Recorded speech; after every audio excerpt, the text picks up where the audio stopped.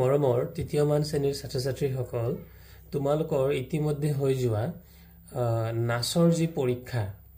যাত বিভিন্ন বিষয় সাঙুৰি পেলাই যি তোমালোকৰ পৰীক্ষা হৈ গ'ল সেই পৰীক্ষা অৰ্থাৎ নাচ 2024 পৰীক্ষাৰ এটা মডেল টেষ্ট পেপাৰ মই ইয়াত আলোচনা কৰিবলৈ ওলাইছো প্ৰশ্নবোৰনো কেনে ধৰণৰ হ'ব আৰু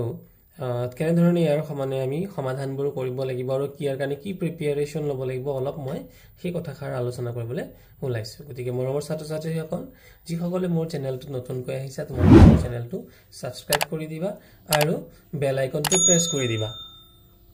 আৰু ভিডিঅ'বোৰ ভাল লাগিলে তোমালোকে লাইক আৰু শেয়াৰ কৰিবা এতিয়া হাসুন দেৰি নকৰি পেলাই আমি আজি আমাৰ এই মন নাচৰ কোৱেশ্চন পেপাৰবিলাক অকমান আলোচনা কৰো মৰমৰ ছাত্ৰ-ছাত্ৰীসকল প্ৰশ্নবোৰ আলোচনা কৰাৰ আগতে ইয়াতে যি নিৰ্দেশনা দিছে তোমালোকে এটা কথা মনত ৰাখিব লাগিব পৰীক্ষা আৰম্ভ কৰাৰ আগতে এই নিৰ্দেশনাসমূহ ভালদৰে পঢ়ি লবা বিদ্যালয়ৰ পঞ্জীয়ন শ্ৰেণী শিক্ষকৰ পৰা সহায় লৈ পৰীক্ষাৰ পুস্তিকা বিতৰণৰ বাবে সকলো তথ্য সম্পূৰ্ণ কৰা ইয়াতে পঞ্জীয়ন কৰিব লাগিব ওপৰৰ সকলো তথ্য বাধ্যতামূলক আন্তৰ্জাতিক সংখ্যাত অৰ্থাৎ 1 2 3 সকলো কোড লিখক ইয়াত কিছুমান কোড দিছে student gender social group EWS এই কোডবোৰ আমি পুৰা কৰিব লাগিব লগতে ইয়াত দিছে কি এই পুস্তিকাখনত 45টা প্ৰশ্ন আছে মুঠ প্ৰশ্ন 45 আৰু ইয়াৰ বাবে তোমালোকৰ হাতত সময় আছে 90 মিনিট অৰ্থাৎ 1.5 ঘণ্টা সময় গতিকে মডেল প্ৰশ্নখন যেতিয়া তোমালোকে কৰিছা তেতিয়া হয়তো 1.5 ঘণ্টাতকৈ বহু বেছি সময় লৈছা কিন্তু তাৰ পিছত কিন্তু তোমালোকে যেতিয়া নেকি তোমালোকৰ মেইন পৰীক্ষা হ'ব তেতিয়া কিন্তু তোমালোকে এই 90 মিনিটতকৈ অতিৰিক্ত সময় নোপোৱা আৰু সঠিক বিকল্পটোত বৃত্তাকাৰ কৰা গতিকে OMR শীট তোমালোকে গুণোৎসৱটো ফিল আপ কৰিছা গতিকে সেই ধৰণে OMR শীটবোৰ ফিল আপ কৰিবলৈ তোমালোকে অভ্যাস কৰিবা আৰু কাট পেন্সিলেৰ OMR শীটবোৰ ফিল আপ নকৰি ইতিমধ্যে হৈ যোৱা প্ৰশ্নবোৰ তোমালোকে আসলতে সমাধান কৰিছা তথাপিতো ইয়াতে কিছুমান প্ৰশ্ন দিছিলে প্ৰথম প্ৰশ্ন দিছিলে যে তলৰ দফাটো পঢ়ি প্ৰশ্ন নম্বৰ 1 ৰ পৰা 5 লৈ উত্তৰ কৰা তো ইয়াতে প্ৰশ্নবিলাক কি হৈছে ইয়াতে বিভিন্ন ধৰণৰ সেট আছে সেট 31 সেট 32 আৰু সেট 33 এটা ৰঙা ৰঙৰ এটা নীলা আৰু এটা ক'লা ৰঙৰ তিনটা সেট প্ৰশ্ন তোমালোকে পাইছা আৰু প্ৰতিটো সেটৰ বাবে প্ৰশ্নৰ নম্বৰবোৰ কিন্তু একে নহয় খেলিমেলিকে দিয়া হৈছে গতিকে সেই অনুপাতে তোমালোকে কৰিব লাগিব প্ৰথম প্ৰশ্নটো আছিল শিক্ষামূলক ভ্ৰমণ ৰাতিপুৱাৰ পৰা ৰূপমৰ দৌৰাদৌৰি ৰূপম নগাঁও প্ৰাথমিক বিদ্যালয়ৰ তৃতীয় শ্ৰেণীৰ ছাত্ৰ গতিকে মৰমৰ ছাত্ৰ-ছাত্ৰীসকল এই প্যাৰাগ্ৰাফ অৰ্থাৎ দফাবোৰ পঢ়োতে যিবিলাক ইম্পৰ্টেন্ট টপিক বা ইম্পৰ্টেন্ট তোমালোকে ভাবা লগে লগে কিন্তু তোমালোকে ইয়াৰে দাগ দি যাবা তো গতিকে ইয়াত কি আছিল তাৰ পিছত বিদ্যালয়ৰ শিক্ষক নৱচাৰে তৃতীয় শ্ৰেণীৰ ছাত্ৰ-ছাত্ৰীসকলক গুৱাহাটী দেখুৱাবলৈ নিব ৰূপম অৰূপ শিখা দীপিকা ৰোহনৰ লগতে মুঠ 20 গৰাকী ছাত্ৰ-ছাত্ৰী ভ্ৰমণলৈ যাব ৰূপম হতে ৰাতিপুৱা 8 বজাত যাত্ৰা আৰম্ভ কৰিলে 11 বজাত গুৱাহাটীৰ জাপৰিগোগৰ চিৰিয়াখানা পালেহি নৱচাৰে ছাত্ৰ-ছাত্ৰীসকলক শাৰী পাতিবলৈ কৈ টিকট সংগ্ৰহ কৰিলে চিৰিয়াখানাত চাৰে ছাত্ৰ-ছাত্ৰীসকলক বিভিন্ন জীৱ-জন্তুৰ সৈতে চিনাকি কৰি দিলে গৰাল এটালৈ আঙুলিয়াই চাৰে কলে এইটো অসমৰ জাতীয় জন্তু প্ৰতীক পৃথিৱী বিখ্যাত এটা খৰ্গযুক্ত গড় জিৰাফ হৰিণ হাতী আদি দেখুৱাই চাৰে কলে ইহঁত তৃণভোজী প্ৰাণী আনহাতে আন কেইটামান গৰালত থকা বাঘ ভালুক সিংহ আদি দেখুৱাই কলে এইকেইটা মাংসভোজী প্ৰাণী বিভিন্ন প্ৰজাতিৰ চৰাই যেনে ধনেশ মৰা উটপক্ষী ময়না আদি দেখি ৰূপমহতৰ বৰ ফূৰ্তি লাগিল চিৰিয়াখানাত কিছু সময় কটাই 2 বজাত পাঞ্জাবাৰীত থকা শ্ৰীমন্ত শংকৰদেৱ কলাক্ষেত্ৰ আৰু গধূলি হোৱাৰ আগতে খানাপাৰাত থকা গতিকে এই যে খানাপাৰাত থকা অৰ্থাৎ এই বস্তুবোৰ তোমালোকে দাগ দি লৈ যাবা যেতিয়া তোমালোকে দফাবোৰ পঢ়িবা পঢ়োতে অলপ দাগ দি থবা খানাপাৰাত থকা বিজ্ঞান সংগ্ৰহালয় আৰু পাঞ্জাবাৰীত থকা শ্ৰীমন্ত শংকৰদেৱ ক'ত আছে আৰু খানাপাৰাত কি আছে এই বস্তুবোৰ আমি দাগ দি থলো চাই ঘৰলৈ উভতিল ইয়াত আছে কি সন্ধিয়া 5 বজাত জালুকবাৰীত থকা ডক্টৰ ভূপেন জালুকবাৰীত কি আছে জালুকবাৰীত আছে ডক্টৰ ভূপেন হাজৰিকাৰ সমাধি ক্ষেত্ৰ চাই ঘৰলৈ উভতিল কিতাপত পঢ়া জীৱ-জন্তু তথা ঠাইবোৰৰ নিজে চকুৰে চাই ৰূপমহতৰ মন আনন্দৰে ভৰি পৰিল এদিনীয়া শিক্ষামূলক ভ্ৰমণটোৱে ছাত্ৰ-ছাত্ৰীসকলক নতুন পৰিৱেশ তথা অভিজ্ঞতাৰ সৈতে পৰিচয় কৰাই দিলে এতিয়া প্ৰশ্ন আছিল যে ৰূপম অৰূপ আৰু শেখাহত কোন শ্ৰেণীৰ ছাত্ৰ-ছাত্ৰী আছিল গতিকে আমি প্ৰথমতে পাইছিলো যে ৰূপম নগাঁও প্ৰাথমিক বিদ্যালয়ৰ তৃতীয় শ্ৰেণীৰ ছাত্ৰ গতিকে ৰূপম যেহেতু তৃতীয় শ্ৰেণীৰ বাকি সকলো তৃতীয় শ্ৰেণীৰে হ'ব গতিকে ইয়াতে উত্তৰটো হ'ব 1B গতিকে তোমালোকে OMR শীটত তোমাৰ B নম্বৰ 1ৰ B নম্বৰ উত্তৰটোৱে শুদ্ধ বুলি তোমালোকে হয়তো লিখিছা গতিকে এয়া হৈছে আমাৰ সমাধান ৰূপমহত কিমান সময়ত চিৰিয়াখানা পাইছিল ৰূপমহত কিমান সময়ত পাইছিল তোমালোকে ইতিমধ্যে পাইছা 11 বজাত পাইছিল গুৱাহাটীৰ কোন ঠাইত বিজ্ঞান সংগ্ৰহালয় অৱস্থিত গতিকে এই দাগবোৰ যে মই দিবলৈ কৈছিলো গতিকে দাগবোৰ দি থলে আমাৰ প্ৰশ্নবোৰ সমাধান কৰোতে অকমান আমি সোনকালে কৰিব পাৰিম কাৰণ তোমালোকৰ মাত্ৰ 1.5 ঘণ্টা সময় থাকিব তোমালোকে ইতিমধ্যে প্ৰশ্ন উত্তৰ কৰিছা যদিও তোমালোকে মানে অনুভৱ কৰিব পাৰিছা যে 1.5 ঘণ্টা কিন্তু সময় প্ৰশ্ন উত্তৰ কৰাটো অতি জটিল কাম গুৱাহাটীৰ কোন ঠাইত বিজ্ঞান সংগ্ৰহালয় গতিকে বিজ্ঞান সংগ্ৰহালয় আমাৰ কোত আছিল খানাপাৰাত তোমালোকে মিলাই চাবাচোন তোমালোকে ঠিকঠাক ভাৱে কৰিছা না নাই গুৱাহাটীৰ কোন ঠাইত শ্ৰীমন্ত শংকৰদেৱ কলাক্ষেত্ৰ অৱস্থিত গতিকে শ্ৰীমন্ত কলাক্ষেত্ৰ অৱস্থিত হৈছে পাঞ্জাবাৰী আছিল তলত দিয়া কোনবিধ জন্তু মাংস ভোজী গতিকে মাংস কোনটোৱে খায় হাতীয়ে নাখায় হৰিণে নাখায় বাঘে খায় আমি তাত নপঢ়াকিও আমি ক'ব পাৰো বাঘ এবিধ তোমালোকে পৰিৱেশৰ পাঠতো পাইছা যে বাঘ এবিধ মাংসভোজী প্ৰাণী এতিয়া আছিল আমাৰ পিছৰ দফাটো ৰামু দাদাৰ দোকান বকুলতল গাঁৱত গতিকে প্ৰথমে গাঁৱটোৰ নাম মনত ৰাখি লবা বকুলতল গাঁৱত ৰামু দাদাৰ দোকানখনেই একমাত্ৰ দোকানখনত সদায় গ্ৰাহকৰ বৰ ভিৰ হয় ব্যৱসায়ী ৰামু দাদাই 20 বছৰ আগৰে পৰাই কিমান বছৰ আগৰ পৰাই বুলি ক'লে 20 বছৰ আগৰ পৰাই এই দোকানখনত কিনা বেচা আৰম্ভ কৰিছে তেতিয়া ৰামু দাদাৰ বয়স 25 বছৰ আছিল সেই সময়ত তেওঁৰ 70 বছৰীয়া ককাকে দোকানত থাকি তেওঁক সহায় কৰি দিছিল দোকানখনত চাউল তেল আলু পিয়াজ আদি পোৱাৰ উপৰি প্ৰতি দেওবাৰে সতেজ ফলমূলো পোৱা যায় ফলমূলবোৰ ৰংজুলি গাঁৱৰ এইখিনি বস্তু আমি দাগ দি থলে ভাল ৰংজুলি গাঁৱৰ দেবেন বৰ্মনৰ 30 বছৰ পুৰণি বাগিচাখনৰ পৰা লৈ অহা হয় ৰামু দাদাৰ দোকানলৈ কাষৰ আজলি গাঁও কোৰ পৰা আজলি গাঁও চৈবাৰী গাঁৱৰ মানুহ আহে তেও দোকানখনলৈ অহা মানুহে বিনামূলীয়াকৈ পৰিষ্কাৰ পানী খাব পৰাকৈ এটি আধুনিক পানী ফিল্টাৰৰ ব্যৱস্থা কৰি থৈছে প্ৰতি মঙ্গলবাৰে গতিকে এনেকুৱা বস্তুবোৰ আমি দাগ দিলম প্ৰতি মঙ্গলবাৰে ৰামু দাদা নগৰলৈ যায় বাবে দোকান বন্ধ থাকে দোকান কিয় বন্ধ থাকে যেহেতু ৰামু দাদা নগৰলৈ যায় নগৰৰ পৰা গাঁৱৰ মানুহৰ বাবে চাহিদা অনুযায়ী কি আনে ঔষধ আনি যোগান ধৰে এই বছৰ বানপানীৰ সময়ত গাঁৱৰ মানুহক ৰামু দাদাই দোকানৰ বহু সামগ্ৰী বিনামূলীয়াকৈ যোগান ধৰিছিল এনে সৎ কামৰ বাবে তেওঁ পুৰস্কাৰো পাইছে তো কিমান বছৰৰ আগৰ পৰা ৰামু দাদাই দোকানখনত কিনা বেচা আৰম্ভ কৰিছে গতিকে আমি দাগ দি থৈছিলো ইতিমধ্যে এটো উত্তৰটো হ'ব 20 বছৰ তলত দিয়া কোনখন গাঁৱত ৰামু দাদাৰ দোকানখন আছে ৰামু দাদাৰ দোকানখন আছে বকুলতল গাঁৱত তাৰ পিছত আছে কি প্ৰতি মঙ্গলবাৰে ৰামু দাদা নগৰলৈ কিয় যায় গাঁৱৰ মানুহৰ বাবে ঔষধ আনিবলৈ গতিকে বাকিবোৰ অপচন শুদ্ধ নহব গতিকে তোমালোকৰ 8 নম্বৰ উত্তৰটো হ'ব বি কোন বাৰে ৰামু দাদাই দোকান বন্ধ ৰাখে এটো উত্তৰটো হ'ব মঙ্গলবাৰে তাৰ পিছৰ প্ৰশ্ন আছিল তলৰ কোনটো কিনা শব্দটোৰ বিপৰীত শব্দ এই আমি জানিবই লাগিব আমি যদি বস্তু এটা কিনো তাৰ বিপৰীতটো কি হ'ব বেচা তলৰ দফাটো পঢ়ি প্ৰশ্ন উত্তৰ 11 পৰা 15 লৈ উত্তৰ কৰা আমাৰ দফাটোৰ নাম আছিল কৌশিকৰ মৰম কৌশিকৰ মনটো আনন্দৰে ভৰি আছে কাইলৈ সি মাক দেউতাকৰ সৈতে ককা কাইতাকহঁতৰ সেউজি পাম গাঁৱলৈ যাব কলৈ যাব সেউজি পাম দাগ এটা দি থোৱা কৌশিকৰ নগৰতকৈ গাঁৱহে বেছি প্ৰিয় মানুহবোৰ এজন আনজনৰ বৰ আপোন কৌশিকৰ পইচা জমা কৰি ৰখা এটা সৰু মাটিৰ টেকেলি আছে টেকেলিটো যোৱাবাৰ পূজাত মাকে কিনি দিছিল খাসি ৰখা পইচাৰে সি এখন ধুনীয়া পুতলা ৰেলগাড়ী কিনিব কি কিনিব পুতলা ৰেলগাড়ী কিনিব সেই বুলি কি খাসি থৈছিল গতিকে মাকে সাজু কৰি ৰখা কাপোৰৰ বেগটোৰ এচুকঠি টেকেলিটো ভৰাই থলে প্ৰকৃতিৰ মনোমোহা দৃশ্য উপভোগ কৰি কৌশিকত ককাকৰ ঘৰ পালেহি ৰূপালী খুৰীয়াকে সিহঁতলৈ বিবিধ সুস্বাদু ব্যঞ্জন ৰান্ধি থৈছিল পিছদিনা ৰাতিপুৱা ৰুণা মাপেহীয়েকে এইটো দাগ দি থব পাৰা দিয়া চাহ জলপান খাই কৌশিক কণখুৰাকৰ লগত খুৰাকৰ নাম কি কণখুৰাক মটৰ চাইকেলত উঠি দেওবৰীয়া বজাৰলৈ গ'ল মানিকপুৰ কল্পনাপুৰ আৰু পাহাৰীতলি গাঁৱৰ মানুহেও বজাৰখনত ভিৰ কৰেহি সন্ধিয়া পৰত ককাকহঁতে ঘৰৰ বাহিৰত বহুতো মানুহ গোট খালে ককাক সাইকেলৰ পৰা পৰি ভৰিত গুৰুত্বৰভাৱে আঘাতপ্ৰাপ্ত হৈছে দেউতাকে ককাকক চিকিৎসালয়লৈ নিবলৈ ওলাইছে যতীন খুৰাকে গেৰেজৰ পৰা নিজৰ মটৰ গাড়ীখন উলিয়াইছে মাকে দেউতাকৰ হাতত অলপমান টকা দিছে হিউ তাৰ টেকেলিটো আনি দেউতাকৰ হাতত দিলেহি ককাকৰ প্ৰতি কৌশিকৰ মৰম দেখি দেউতাক অভিভূত হ'ল দেউতাকৰ দুচকুৰিত দুধাৰি চকুলো বৈ আহিল গতিকে মৰমৰ ছাত্ৰ-ছাত্ৰীসকল এই দফাবোৰৰ লগত তোমালোকৰ কিন্তু গুণোৎসৱৰ মিল আছে গুণোৎসৱতো এনেকুৱা এটা দফা কিন্তু দিবই য'ত নেকি বজাৰ কৰা বিভিন্ন ধৰণৰ ঠাইৰ পৰা অহা বজাৰ গোট খোৱা এনেকুৱা ধৰণৰ এটা টপিক দিয়ে আৰু আমাৰ জাতীয় জন্তু জীৱ জন্তুৰ ওপৰত এটা টপিক আহে গুণোৎসৱত প্ৰতিবাৰতে এনে ধৰণৰ প্ৰশ্নই কিন্তু আহি আছে গতিকে তোমালোকে এই প্ৰশ্নবোৰ কৰিবলৈ অকমান সাজু হ'ব পাৰিবা কৌশিকৰ ককাহঁতৰ গাঁওখনৰ নাম কি গতিকে কৌশিকৰ ককাহঁতৰ গাঁৱৰ নাম আছিল মানিকপুৰ নে কল্পনাপুৰ নে সেউজীপাম মই প্ৰথমতে কৈছিলো সেউজীপাম কৌশিকহঁতৰ বাবে কোনে সুস্বাদু ব্যঞ্জন ৰান্ধি থৈছিল সুস্বাদু ব্যঞ্জন ৰান্ধি থৈছিল ৰূপালী খুৰীয়েকে হয়নে বাৰু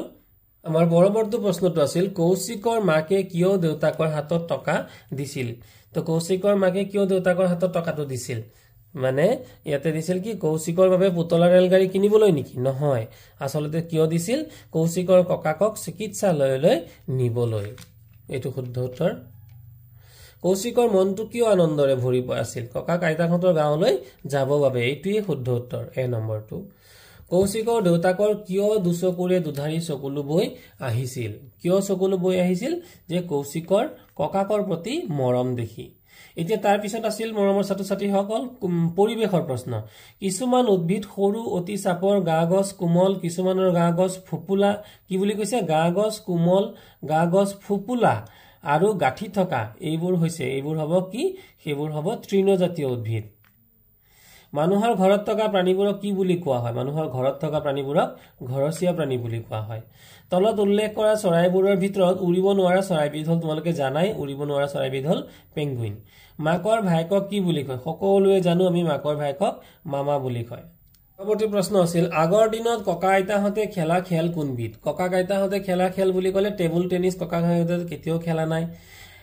পাৰপানী নিশ্চয় কাৰণ ক্ৰিকেট আৰু ভলিবলো কিন্তু ককা আইতাহঁতে তেতিয়া পুৰণা দিন তাহানিৰ দিনত পাৰপানীয়ে খেলিছিলে তলত উল্লেখ কৰা কোনবিধ আহাৰে আমাৰ শৰীৰ বৃদ্ধি হোৱাত সহায় কৰে গতিকে চিৰা খালে ভাত খালে বা পিঠা খালে আমাৰ শৰীৰ বৃদ্ধি নহয় আমি শক্তিহে পাওঁ ইহঁতে এইবোৰ হৈছে শক্তি বৰ্ধক অৰ্থাৎ আমাৰ শৰীৰত শক্তি দিয়ে কিন্তু দাইল খালে আমাৰ শৰীৰ বৃদ্ধি হয় তলত উল্লেখ কৰা কোনটো উৎসৰ পৰা আমি পানী পাওঁ আমি কোৰ পৰা পানী পাওঁ সকলোৱে জান আমি নদীৰ পৰা পানী পাওঁ কোনবিধ উদ্ভিদ কেৱল পানীৰ ওপৰতে গজে এই প্ৰশ্নটো অকমান খেলমেলিয়া প্ৰশ্ন গতিকে তোমালোকে ভালকৈ চোৱা যে ইয়াতে অপচন দিছিলে গোলাপ ভেট আৰু নাৰ্জি আৰু মেটেকা গতিকে ভেট ফুলো পানীত হয় আৰু মেটেকাও পানীত হয় কিন্তু ভেট ফুল আসলতে পানীত যদিও হয় ই তলত বুকাৰ পৰা গজে আৰু মেটেকাটো হয় সম্পূৰ্ণ পানী ওপৰত হয় গতিকে শুদ্ধ উত্তৰ হ'ব মেটেকা তলত উল্লেখ কৰা কোনবিধ উদ্ভিদৰ পাতেৰে বিচনী সজা হয় আমি সকলোৱে জানো উত্তৰটো হ'ব তাল গছ যাতায়াত কাক বোলে গতিকে মৰমৰ ছাত্ৰ-ছাত্ৰীসকল এই প্ৰশ্নবোৰ যাতায়াতৰ প্ৰশ্নত আসলতে ভিতৰৰ প্ৰশ্ন গতিকে তোমালোকে পৰিবেশৰ পাঠবোৰ ইতিমধ্যে মই বনাই যোৱা ভিডিঅ'বোৰতো পৰিবেশৰ পাঠবোৰ অতি ধুনীয়াকৈ মই আলোচনা কৰি গৈছো গতিকে তোমালোকে ভিতৰৰ পাঠবোৰ ভিতৰৰ প্ৰশ্নবোৰ পাঠৰ পাঠটো সম্পূৰ্ণকৈ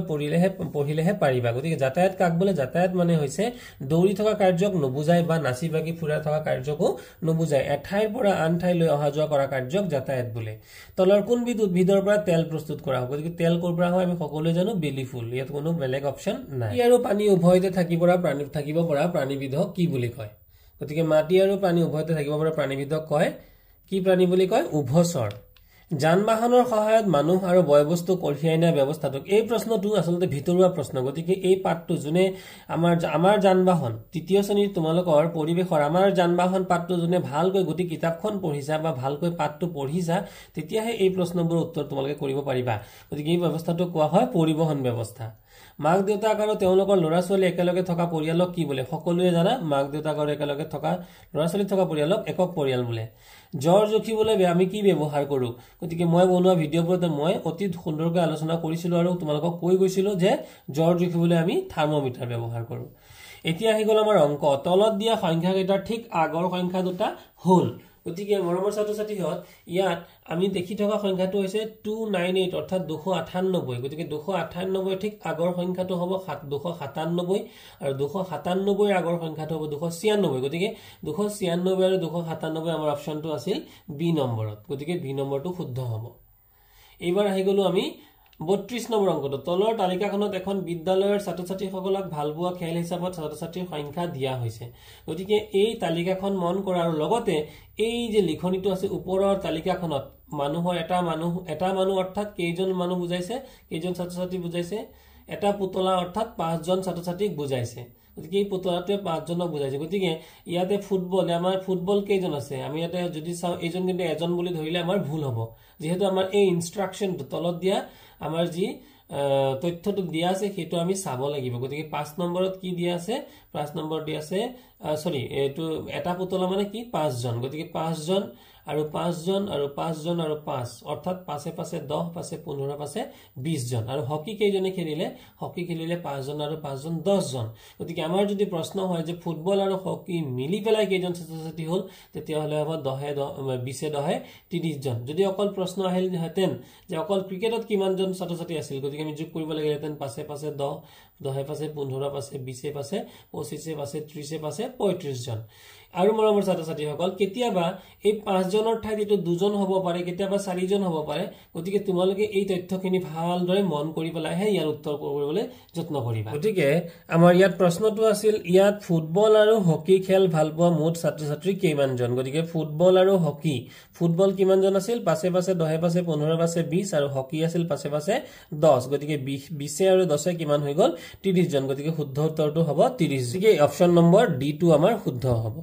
এবাৰ তাৰ তলৰ প্ৰশ্ন তলৰ বিস্তাৰিত ৰূপটো সংক্ষিপ্ত ৰূপ গতিকে বিস্তাৰিত ৰূপত লিখা এয়া তোমালোকৰ আগৰ অধ্যায়বোৰত তোমালোকে আসলতে পাইছা এয়া আছে 570 আৰু 5 গতিকে 500 আৰু 70 হৈ গল 570 570 আৰু 5 হৈ যাব 575 গতিকে আমাৰ শুদ্ধ উত্তৰটো হ'ব নম্বৰ এ এনে ধৰণৰ খাইলা কেনে ধৰণৰ প্ৰশ্ন হয়তো প্ৰশ্নটো খলাই দিব কিন্তু এনেকুৱা ধৰণৰ প্ৰশ্নই তোমালোকে গুণোৎসৱ তথা তোমালোকৰ অহা নাচত যি তোমালোকৰ অন্তিম ফাইনেল পৰ্যায়ৰ যি নাচৰ প্ৰশ্ন তাত তোমালোকে পাবলৈ হয়তো এনে ধৰণৰ প্ৰশ্নই আহিব তাৰ পিছত আছে 34 নম্বৰ প্ৰশ্নটো 18টা আম 3 জন ছাত্ৰ-ছাত্ৰীৰ মাজত সমানে ভগাই দিলে কেইটাকৈ পাব গতিকে আম আমাৰ কিমানটা আছিল আমাৰ আম আছিল